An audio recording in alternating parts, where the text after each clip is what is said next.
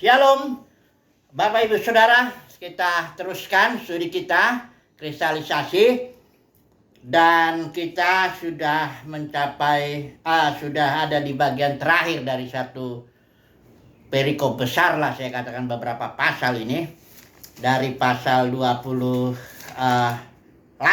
ya sampai pasal 35.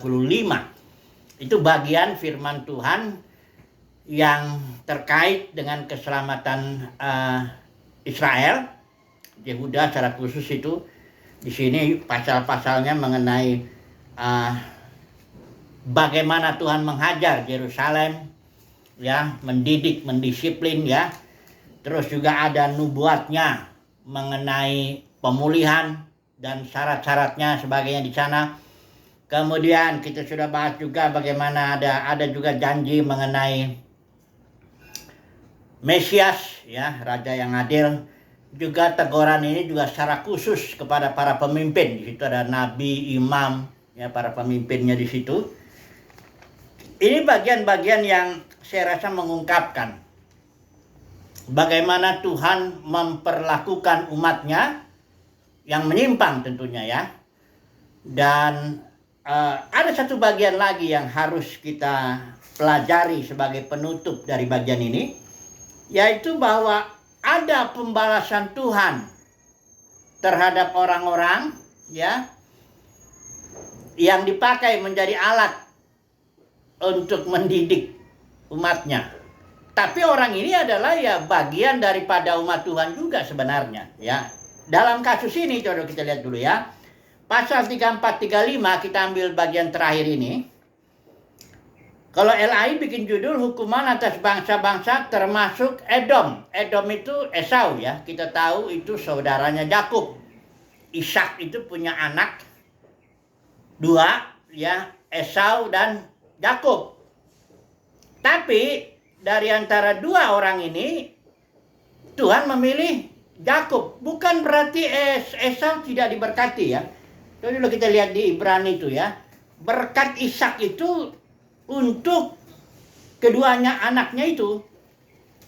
Coba dulu kita lihat, ya, Ibrani pasal 11 ini supaya kita jelas nanti jangan salah menangkap.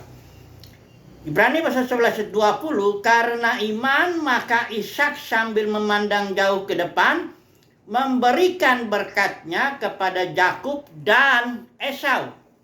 Jadi Esau diberkati juga, sama seperti Ismail, Abraham memberkati, ya, Abraham memberkati Ishak dan Ismail. Tapi yang dipilih itu, ini persoalan yang lain lagi. Nah ini, ya, jadi banyak orang berpikir Tuhan nggak memberikan pembedaan, sama aja. Dalam satu pengertian betul sama aja, tapi dalam jalan Tuhan ada urut-urutan. Yang mana dulu, nanti semuanya akan dipakai Tuhan. Kasusnya seperti misalnya Gideon. Gideon itu waktu itu mau melawan Midian, dia kan. Tuhan mau membebaskan Israel daripada penindasan Midian pada waktu itu. Saudara bisa baca di Hakim-Hakim pasal 6 sampai pasal 8 itu. Nah di situ Gideon disuruh kumpulkan pasukan gitu. Dikumpulin ada 32.000 orang Israel. Tuhan bilang, ini enggak terlalu banyak.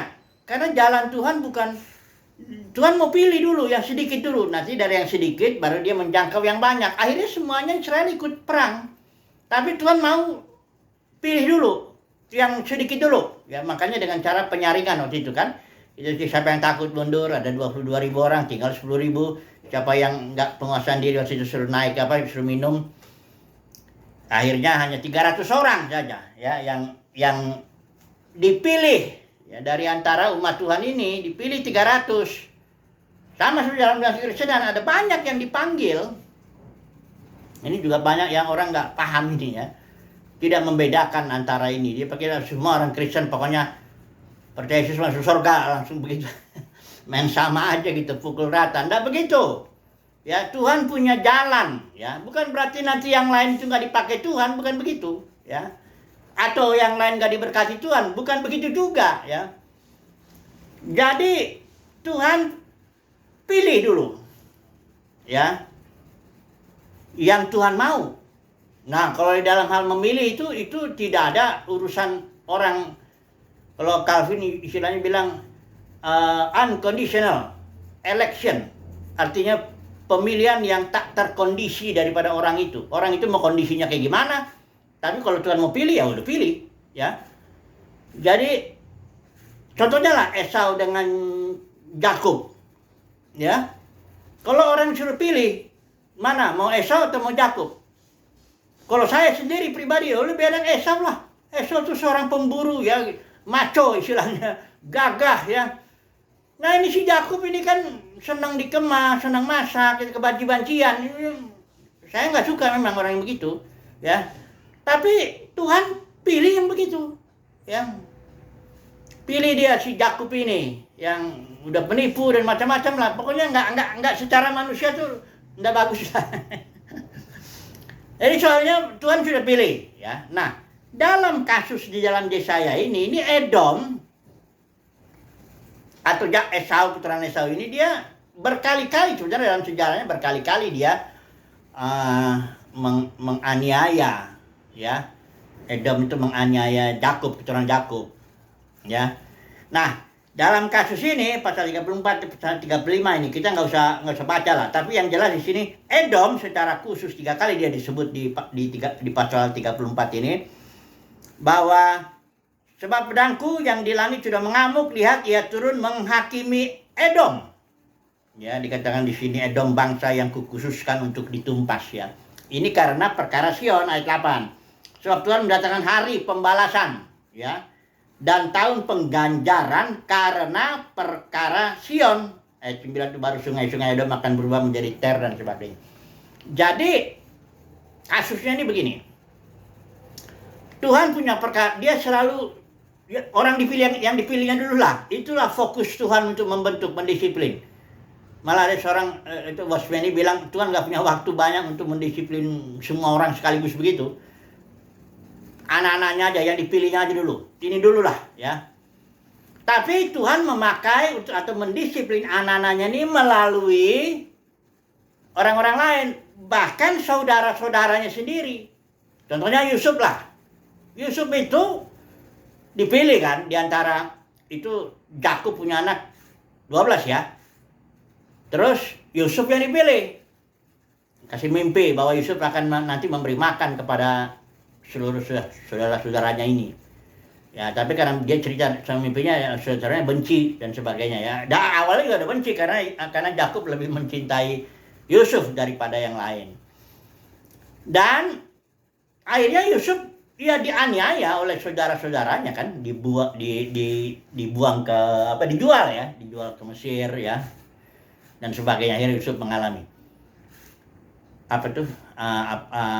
mengalami penganiayaan lah di Mesir dia. Tapi setelah itu dia dipakai Tuhan untuk menjadi berkat. Inilah pembelaan Tuhan itu, ya. Bukan berarti Yusuf giliran, ya, nanti gua balas, yang nggak begitu. Tapi pembalasan Tuhan itu dengan cara Yusuf diangkat tinggi, ya, di antara saudara-saudaranya, dan dia jadi berkat. Itu caranya, ya. Ini perhatikan di sini ayat 35, pasal 35 ayat yang keempat. Katakanlah kepada orang-orang, bagian bawahnya aja, ya. Ini saya pakai Elai. Lihatlah Allahmu akan datang dengan pembalasan dan dengan ganjaran Allah. Ia sendiri datang menyelamatkan kamu. Jadi artinya Tuhan datang dengan pembalasan terhadap orang-orang yang dipakainya untuk membentuk umat pilihannya, ya. Kalau udah selesai Tuhan membentuk umat pilihannya, nah sekarang giliran. Giliran daripada orang itu bisa kena. Contohnya sekali lagi Ayub, ya. Ayub itu dipilih Tuhan. Dia dibentuk, ya. Dengan cara yang kita tahu ceritanya lah, bahwa itu diserang lah, ya. Artinya habis anaknya, habis hartanya. Nah, itu bukan karena kesalahan Ayub, bukan. Tapi karena Ayub sedang dibentuk Tuhan, diproses untuk menjadi lebih dalam lagi pengenalannya. Ayub bagian terakhir itu pasal 45. Kalau tidak salah pasal 45 tuh, ya, ayat 10 kalau tidak salah. Coba dulu kita baca dulu, ya. Mudah-mudahan ini benar. Kita dapat ayatnya ini, karena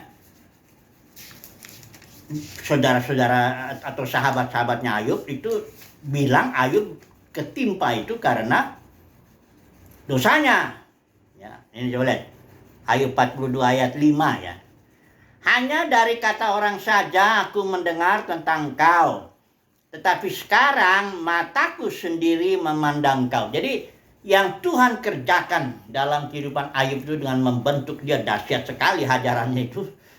Itu tujuannya ini, supaya pengenalan Ayub itu jangan pengenalan yang dari kata orang. Ya.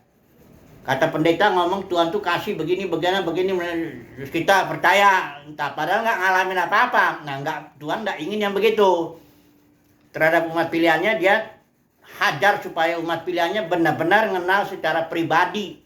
Karena pengalaman pribadi. Ya, ada beberapa hal kita nggak bisa ngikut belajar dari pengalaman orang lain katanya. Enggak, ada hal-hal yang kita harus kealamin sendiri. Ya, dengan cara Tuhan sendiri membentuk kita. Nah, baru kita bisa mengenal Tuhan. Ya. Di sini Ayub sedang dihajar begitu. Datang sahabat-sahabatnya nih, ini orang-orang yang dianggap sahabat-sahabatnya yang dianggap berhikmat lah di zamannya itu. Ya. Elifas ini ada lagi. Terus semualah ini yang tiga ini intinya dari omongan yang panjang itu intinya kamu kena timpa ini pasti ada dosa. Pasti ada kesalahan kamu. Padahal Tuhan sendiri bilang enggak, Ayub sudah jujur, udah takut akan Tuhan, udah semuanya lah. Ayub ditegur juga Tuhan karena dia diserang oleh sahabat-sahabatnya, dia membela diri dengan sampai ke tingkat menyalahkan keputusan Tuhan. Nah, di situ Tuhan mendidik Ayub juga, ya. Tapi lihatin, setelah selesai Tuhan dengan Ayub, perhatikan ini di bagian terakhir itu, ya. Setelah itu Tuhan bilang ini, firman Tuhan kepada Elifas, murkaku menyala terhadap engkau dan terhadap kedua sahabatmu, karena kamu tidak berkata benar tentang aku seperti hambaku Ayub. Ini pembelaan Tuhan ini. Murka Tuhan sama ini. Dan kalau Ayub nggak berdoa untuk kamu, kena kamu. Untunglah Ayub mau berdoa untuk ketiga sahabatnya ini. Karena kata Tuhan hanya 2 Ayub yang kudengar. Nah, kan ini pembelaan Tuhan ini. Karena ini ketiga sahabatnya ini nggak berkata benar tentang Tuhan. Jadi ada kasus-kasus di mana umat pilihan Tuhan, dalam kasus di sini Esau, Yakub dengan Edom, ya. Esau, Edom itu ya. Nanti kita akan terapkan dalam kehidupan kita sebagai dalam dunia kekristenan itu ada banyak yang dipanggil. Itu harus dilihat, ya. Banyak dipanggil, sedikit yang dipilih. Itu kalau umumnya dalam Kristen enggak. Ya kayak Calvin enggak membedakan itu. Ya Calvin tulip ya, kalau tulip itu dia enggak membedakan bahwa ada yang dipanggil yang hanya mendapat kasih karunia untuk dipanggil saja. Tapi tidak dipilih. Karena ya Calvin enggak tahu juga bahwa gereja sudah jatuh ya, bahwa di zaman Paulus itu Kisah Rasul 20, disitulah awal mula gereja itu jatuh.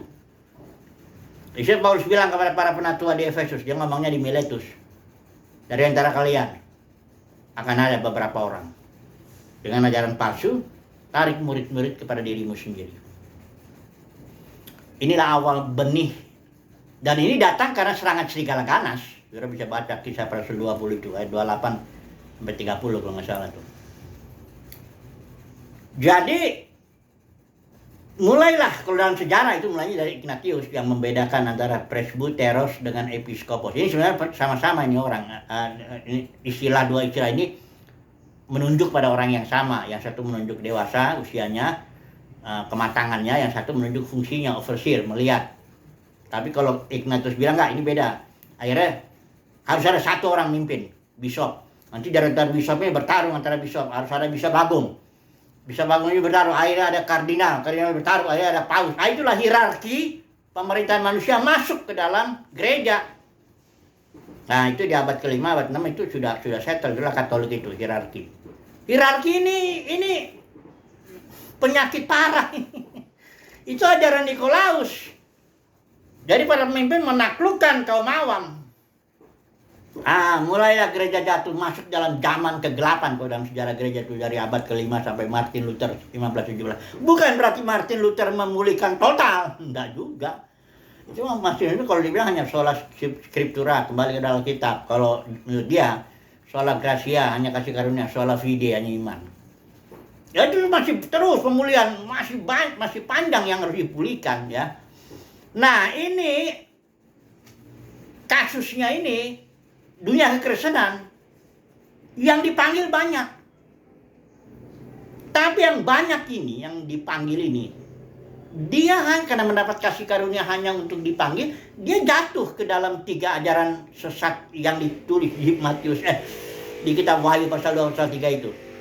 Ajaran Jezebel, ini merampas otoritas Tuhan, dia mengangkat diri kepada seperti pemimpin. Ajaran Bileam, dagang. Oh, ini dalam kekristenan biasa itu. Mana ada organisasi yang gak dagang? Kemudian Nikolaus menaklukkan kaum awam. Dia mengatakan, dia mengalang, aku ini suku Lewi lah gini-gini, dapat hak perpuluhan dan sebagainya. Dari mana suku Lewi? Suku Lewi berarti Israel dong. Nah, ini kacau ini udah. Nggak bedain perjanjian lama dan perjanjian baru, udah repot. Tapi kalau udah, maka membedarkan diri semua itu sama itu. Ini kan denomina pecahan ini yang dikerjakan oleh orang-orang yang mendapat kasih karunia hanya untuk dipanggil. Tapi ya, dari antara dipanggil ini ada yang dipilih. Itu hak Tuhan, bukan karena yang dipilih itu lebih bagus dari yang dipanggil, bukan. Ya, kayak Yusuf bukan dia lebih bagus dari saudara yang lain, dah. Dia memang kayak Daud. Daud itu dipilih dari antara anak Isai itu ada berapa? 7 atau 8 itu. Ya. 3 orang anak Isai yang paling besar itu sudah jadi pahlawannya tentaranya Saul. Berarti orang-orang hebat lah itu ya. Artinya penampilannya Samuel pun juga kalau lihat penampilan dibilang inilah apa sih Eliab itu kalau nggak salah yang pertama jalan itu. Samuel bilang ini dia orang yang dipilih Tuhan. Kalau memang kalau secara penampilan tiga saudaranya lah minimal ini lebih bagus lah daripada Daud. Makanya si Isai pun udah nggak pandang nih. Daud jaga domba aja, kamu masih kecil kayak anak bawang kalau orang bilang. Anak inggusan kamu nggak ikut lah, nggak mungkin lah kamu dipilih Tuhan katanya kan. Jadi sudah jaga di situ. Lewatlah satu anak ini, anaknya Isai ini. Samuel akhirnya kata Tuhan dari ini salah. Sampai si Samuel tanya, apa ini segini anakmu? Masih ada nggak? Oh ada, satu lagi katanya. Karena emang nggak dipandang.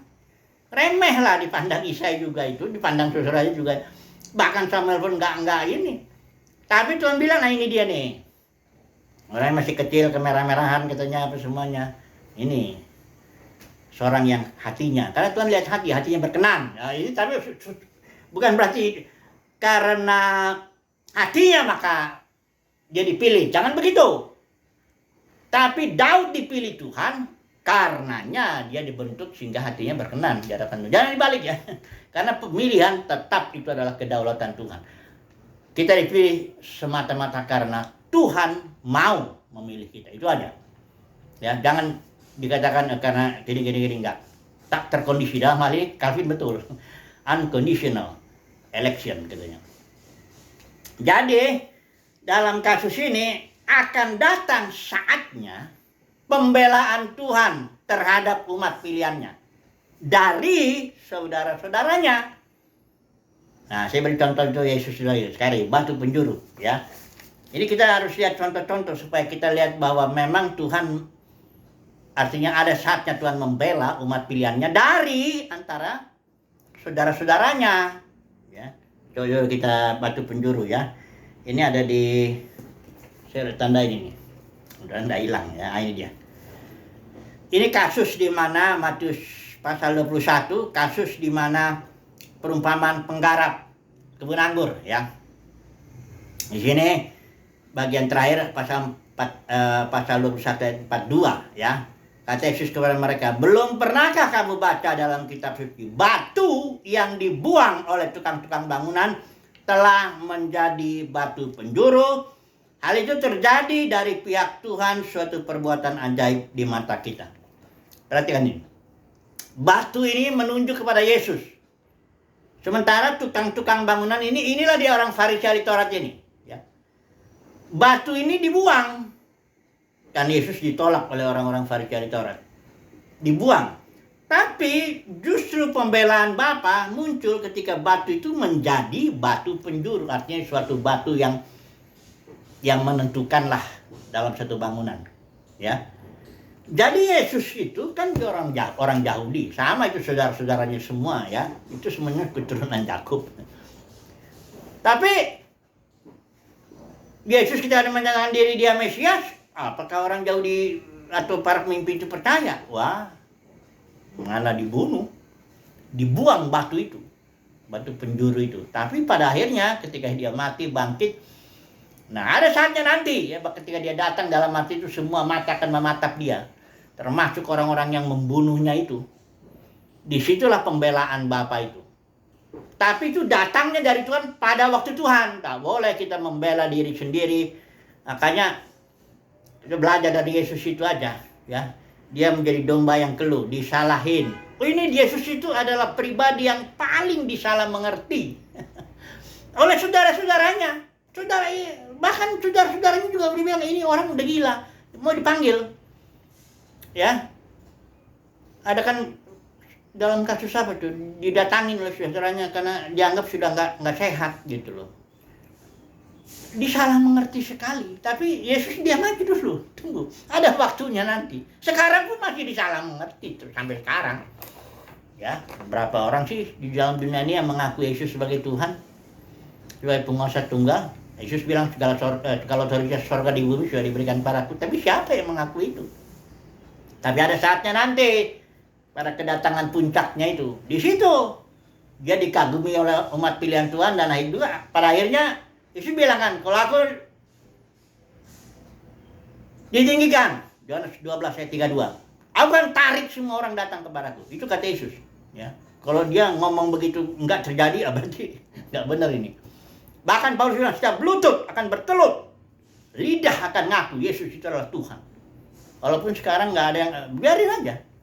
Ada waktu Tuhan, pembelaan Tuhan terhadap umat pilihan, terhadap Mesias ini. Ada waktunya. Bukan kita yang harus bela.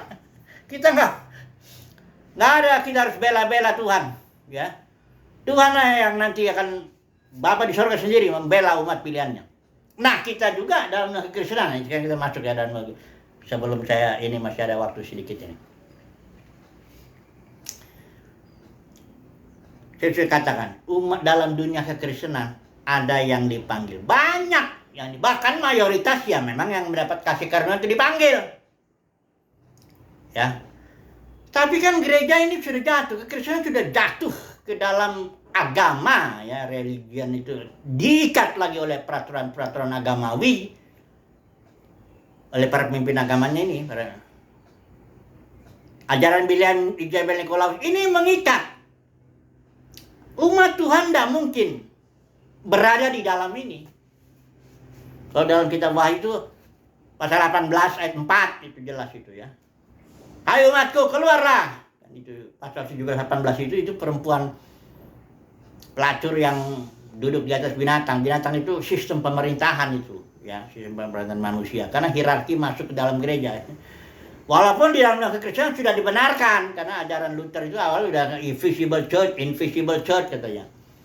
Sudah dibenarkan ini, padahal hierarki inilah penyakit yang di kisah pasal 20 itu awalnya. Itu benihnya karena serigala ganas.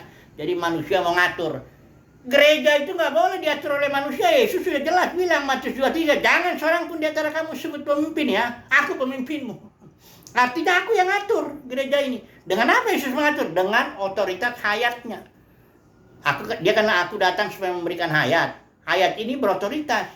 Itu yang akan ngatur gereja. Seluruh anggota gereja kayak tubuh begini. Makanya gereja itu organisme. Ini bisa bergerak-gerak begini kenapa? Karena ada hayat yang mengatur. Coba hayatnya keluar dari tubuh ini. Mati tubuh ini. Nggak ada yang bisa menggerakkan. Nah itu gereja itu dimasukin lagi dengan otoritas yang baru. Buatan para pemimpin ini. Itulah dia hierarki. Otoritas organisasi. Otoritas kepemimpinan manusiawi. Nah udah mulai rusak tuh. Pecahlah gereja dari organisme menjadi ribuan organisasi. Tapi bagi orang dalam kekristenan, bagi orang yang dipanggil aja, oh ini biasa. Oh udah begini kok perkembangannya. Malah katanya bagus pecah-pecah biar makin luas. Bagaimana? Dulu dalam waktu gereja masih organisme itu dalam 200 tahun takluk dunia yang dikenali pada waktu itu ya, tahu baru tahun 313 kena itu si Konstantin itu. Tapi kalau sekarang enggak ada. Kekuatan dunia kan udah pecah. Dan terus pecah ya. Jadi dalam dunia kekristenan yang dipanggil ini, yang banyak dipanggil, itu ada orang-orang yang dipilih Tuhan. Yang keluar dari sistem ini. Dunia itu jadi sistem kosmos. Ya, sistem dagang, sistem hierarki, sistem rampas otoritas, ya. Uang jabatan main di sini, tapi umat pilihan Tuhan keluar. Makanya umat pilihan Tuhan itu sederhana, orang-orang yang tidak ambil bagian di situ. Ya. Nanti ada waktunya untuk pembelaan terhadap umat pilihan Tuhan. Sekarang ini dikucilkan, katakanlah gitu, nggak sampai sih dibunuh barangkali. Dikucilkan lah, ya dia nggak didengarkan. Dikucilkan, dibuang, dan dia dianggap sesat lah, apa macam-macam lah ya. Ya masing-masing kasus pribadi beda-beda umat pilihan Tuhan. Yang jelas umat pilihan Tuhan akan mengalami aniaya dari saudaranya sendiri. Seperti surat Yohanes bilang Kain menganiaya Habel, kayak gitulah ya. Atau kayak Yusuf dan sebagainya, banyak contohnya itu. Atau Yesus itu ya, batu penjuru itu tadi. Jadi kapan pembelaan itu terjadi untuk umat pilihan Tuhan? Nah ini dia. Nah, terakhir lah ya sebelum saya ambil kesimpulan. Kapan ini terjadi pembelaan? Kita nggak boleh membela diri sendiri, ya. Kita belajar dari Yesus, anak domba, sebagai anak domba. Keluh dia, tidak membuka mulutnya, ya, dibantai, disalah mengerti ya, dan sebagainya, diam. Nah, ini satu pelajaran, ya. Nggak membela diri. Malah kalau Watchman ini dia ngajarinnya gini, engkau jangan membela diri. Kalau engkau buka mulut dan bela dirimu, mereka yang menuduh engkau tuh langsung berada di atasmu sebagai hakim dan engkau terdakwa. Maka kau jangan buka mulut, ya. Diam aja. Jadi ada kasus waktu itu dia disalah mengerti, dia dikritik terus itu hampir berapa jam itu dia, 1-2 jam, 2-3 jam malah, dan dia bisa diam.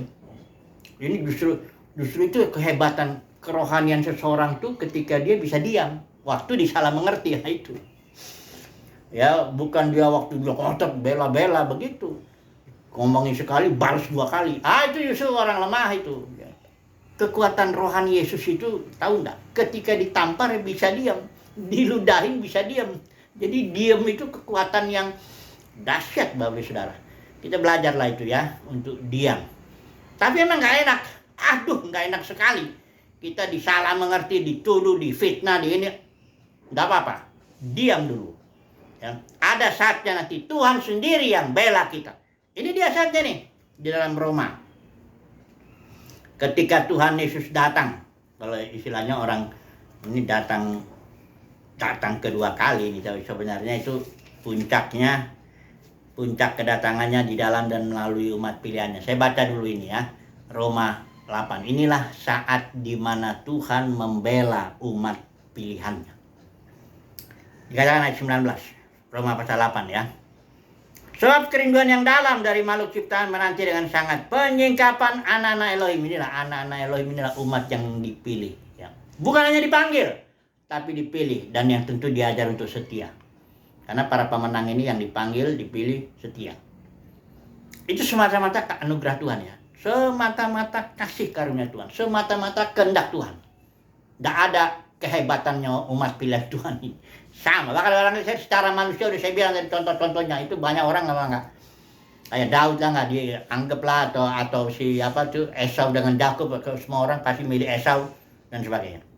Perhatikan ini, sebab kerinduan dalam dari makhluk ciptaan menanti dengan sangat penyingkapan anak-anak Elohim. Ini saat pembelaan Tuhan pada umat pilihan ini. Bahwa nanti katanya umat pilihan Tuhan ayat 20 akan memerdekakan semua ciptaan masuk ke dalam kemerdekaan, kemuliaan anak-anak Elohim itu. Jadi anak-anak Elohim ini dibela Tuhan. Di sini ditampilkan nama kita sama. Kenal semua orang kok. Si Anu yang ditampilkan. Kenal. Kita bukan mati itu, jangan pikir mati itu aneh-aneh lah. Mati itu cuman kita, kalau surat Yakobus bilang roh pisah dari tubuh. Jadi yang saudara dengar sekarang ini bukan tubuh saya itu bukan tubuh saya. Hanya saya pakai aja sementara di tubuh nih, ya. Ini tampangnya begini, saya pakai sementara aja. Ya, saya sendiri ada di dalam. Nanti begitu mati, tiba-tiba yang nembak saya, mati saya keluar aja. Tetap saya ingat siapa istri saya, siapa anak saya, tetap saya punya teman-teman saya. Dan kita kan saling kenal, nama kita pun sama. Abraham, Ishak, Yakub, ya kita nama saya Irnawan ya sama. Kita kan saling kenal. Ketika Tuhan datang, kita mendapat tubuh yang baru di sini, kemuliaan ya. Glorification by faith, ini konteksnya. Dikenal, makanya disitulah terjadi terkejut ya, surprise kalau saya bilang. Karena umat pilihan Tuhan orang biasa. Orang yang dianggap, lu gak masuk hitungan, lu kayak anak bawang lah. Dalam kekristenan itu kan banyak orang-orang yang hebat tuh, dengan uang, dengan jabatannya, dengan sekolah teologinya, apanya semuanya. Cuma pilihan Tuhan itu sederhana. Ya, makanya Watchman ini sekali lagi dia bilang, kalau mau cari orang yang kenal Tuhan di situ jangan di situ. Carinya di tempat yang justru yang nggak sangka lah, kira-kira begitu. Ini pembelaan Tuhan. Dalam kasus Yesaya, Edom yang terkena disiplin, saudaranya Yakub itu, ya. Dalam kasus dalam kekristenan, saya percaya pembelaan Tuhan itu ketika Tuhan datang di puncaknya itu menampilkan, ini loh yang hambaku, gitu loh. Di situ Tuhan kasih tahu, karena Matius 7 ayat 21-23, di situ Tuhan terus terang, ini hambaku, yang ini hamba duit, yang ini yang melayani aku, ini melayani dunia ini, cinta uang ini senang dengan kehormatan manusia ini, itu. Di situ akan dinyatakan, disitulah pembelaan itu, ya. Puji Tuhan lah, kita sabarlah. Sekarang ini diam aja, ya. Pokoknya kerjakan aja apa yang menjadi tugas kita sambil kita menanti-nantikan Tuhan, ya. Haleluya, amin.